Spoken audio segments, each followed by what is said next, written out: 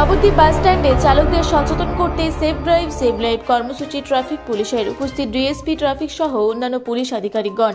শনিবার দুপুরে কৃষ্ণনগর জেলা পুলিশের উদ্যোগে ও নদিয়া জেলা বাস পরিবহন কর্মী ইউনিয়নের সহযোগিতায় টোটো পরিবহন কর্মী ও বাস চালকদের মধ্যে সচেতনতা গড়ে তুলতে নবদ্বীপ বাস স্ট্যান্ডে সেফ ড্রাইভ সেভ লাইফ কর্মসূচির আয়োজন করা হয় নবদ্বীপ ট্রাফিক উইংসের পক্ষ থেকে।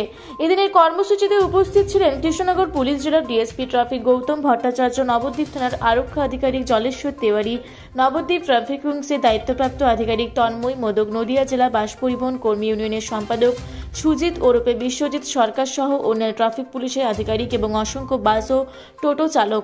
বক্তব্য রাখতে গিয়ে নবদ্বীপ থানার আইসি জলেশ্বর তেওয়ারি ও ডিএসপি ট্রাফিক গৌতম ভট্টাচার্য উপস্থিত বাস সহ প্রতিটি চালকদের ট্রাফিক আইনে মেনে গাড়ি চালাবার কথা স্মরণ করিয়ে দেন। এদিনের কর্মসূচির বিষয়ে ডিএসপি ট্রাফিক গৌতম ভট্টাচার্য আমাদের ক্যামেরার সামনে কি জানালেন শুনবো বিস্তারিত।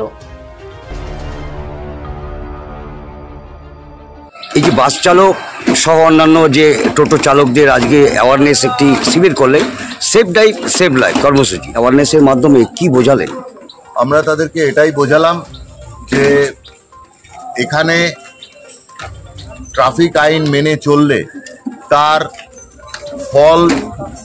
সুফল এবং কুফলটা যাতে না হয় সেটাই আমরা এই চালকদের বোঝালাম। কারণ তারাও আমাদের এই সমাজের অঙ্গ, তারা আমাদের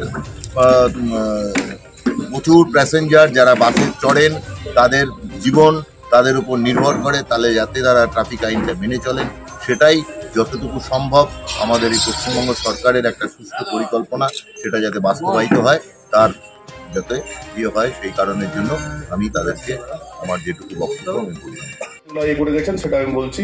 প্রথমত হচ্ছে আপনার পথ চলতে যখন আপনার পথে যাবেন তখন যেখানে মোড় আছে, যেখানে বেশি জনসংখ্যা আছে দেখবেন সেখানে আমাদের ট্রাফিক পুলিশ থাকে, আমাদের সিভিক থাকে।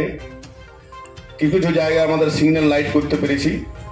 তো সিগন্যাল লাইটের আপনারা এটা জানেন যে লাল থাকতে গেলে আমাদের সেখানে থামতে হবে, আর পরবর্তী সিগন্যাল না হওয়া পর্যন্ত আমাদের অপেক্ষা করতে হবে এবং সেটা বিশেষ একটা লাইন ধরে ওই গেলেন যে নিয়ে একসাথে দাঁড়িয়ে গেলেন যে যার মতো আগে পিছনে করে কেউ এগোতে পারলেন না, নিয়ে একটা জ্যাম সৃষ্টি হলো, সেটা যেন না হয়।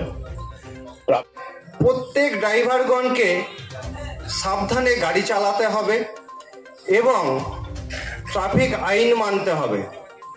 গাড়ি চালানোর সময় প্রত্যেক ড্রাইভারকে ট্রাফিক আইন মেনে এবং যে গাড়ির গতিসীমা নির্দিষ্ট সীমার মধ্যে রেখে গাড়ি চালাতে হবে। আর নবদ্বীপ থেকে সৈয়দ আবু জাফরের রিপোর্ট, রূপসী বাংলা মিডিয়া।